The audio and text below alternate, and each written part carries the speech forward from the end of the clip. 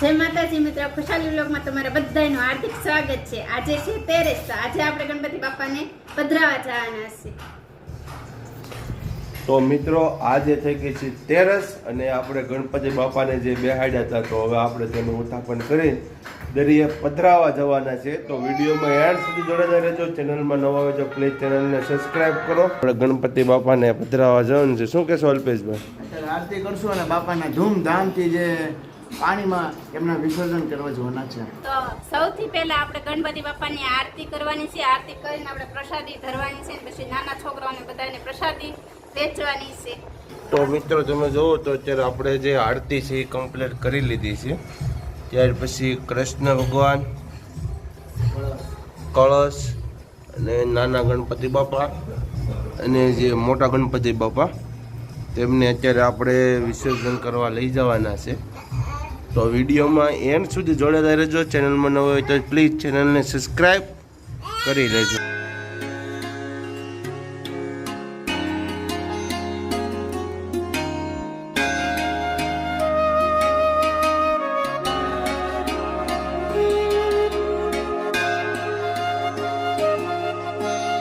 મિત્રો તમે જોવો તો અત્યારે પ્રસાદીમાં જે ગણપતિ બાપાને વાલામાં વાલા જે લાડવા હોય છે તો આપણે લાડવા જવાયેલા છે, તેમ મગજ પાક છે,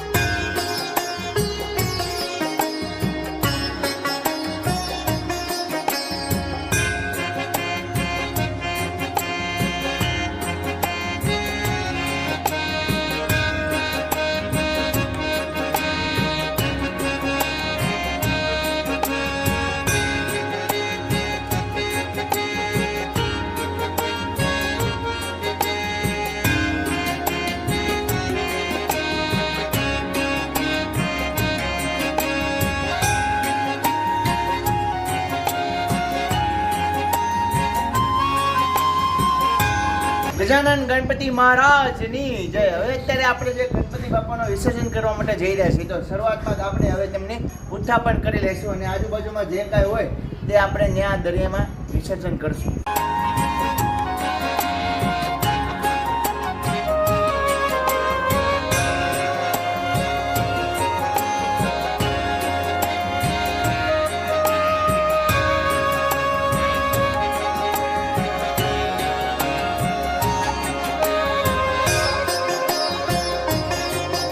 ગણપતિ બાપાનું ઉત્થાપન આપણે કરી લીધું છે તો ચાલો એમને બહાર નીકાળી લઈએ। ગણપતિ બાપા મોરિયા, ઘીમાં લાડુ ચોરિયા। ગણપતિ બાપા મોરિયા, ઘીમાં લાડુ ચોરિયા। ગણપતિ બાપા મોરિયા, ઘીમાં લાડુ ચોરિયા। મોરિયા રે બાપા મોરિયા રે, ગણપતિ બાપા મોરિયા, ઘીમાં લાડુ। તો હવે મિત્રો અત્યારે આપણે ગણપતિ દાદાને આપણા ઉમરે લઈ આવ્યા છીએ બહાર। શું કહેશો અલ્પેશભાઈ?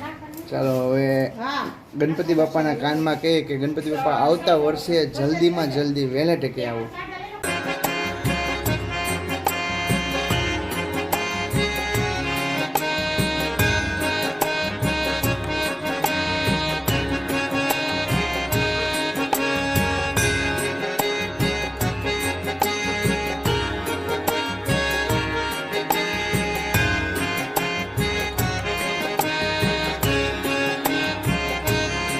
પહોંચી ગયા ભવાની માતાજીના મંદિરે અને મારા પપ્પાએ અત્યારે હાલ ગણપતિ બાપા લઈ લીધા છે। શું કહેશો? હા, ગણપતિ દાદાને આવતા વર્ષે વહેલા આવી જાય, પાછા વિસર્જન કરાવી નાખીએ। તો મિત્રો ભવાની માતાજીના મંદિરે પહોંચી ગયા છીએ। માતાજીના દર્શન પણ આપણે કરવાના છે। વિડીયોમાં એન્ડ સુધી જોડાયેલા રહેજો। તો ચાલો હવે ફટોફટ આપણે દરિયે જઈએ.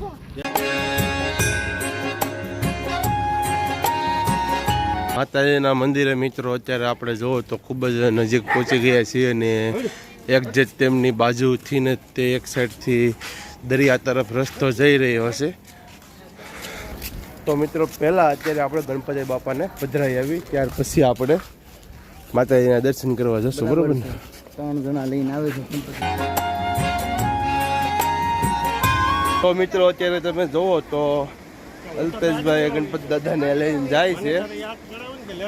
શું કહો અલ્પેશભાઈ?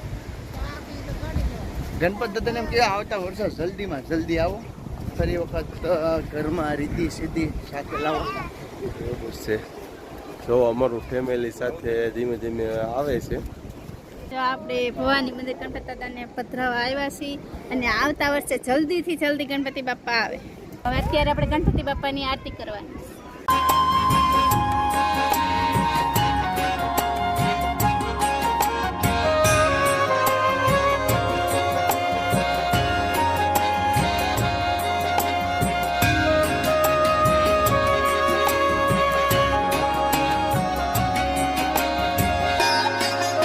હવે મિત્રો પહેલો પ્રસાદ આપણા ગણપતિ બાપાનો કૂતરાને આપી દઈશું.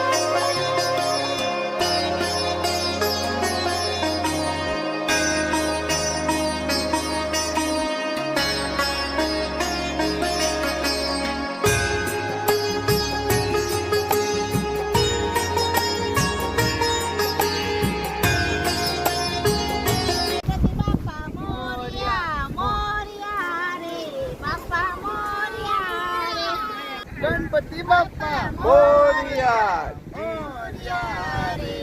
બાપા મોરિયા રે.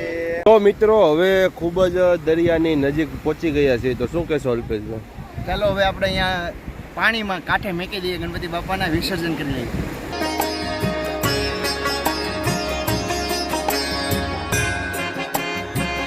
તો મિત્રો હજી થોડાક આપણે આગળ ગણપતિ બાપાને મેકવા જઈ રહ્યા છીએ. બા મેકો.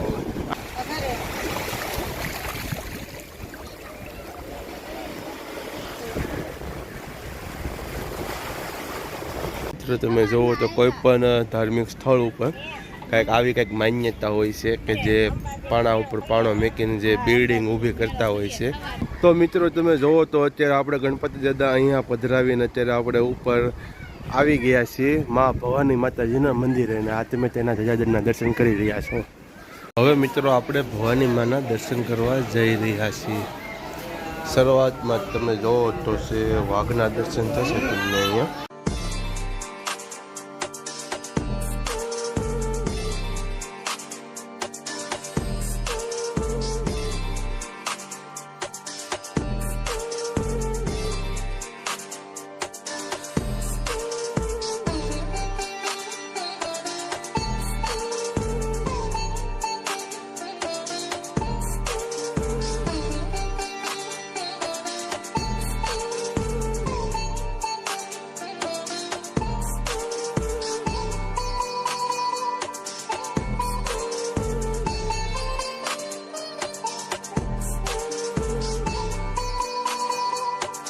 તો આપણે ભવાની માતાજીના દર્શન કરી લીધા. તો તમે જોવો તો દરિયા કિનારાનો અલગ જ આમ દ્રશ્ય છે.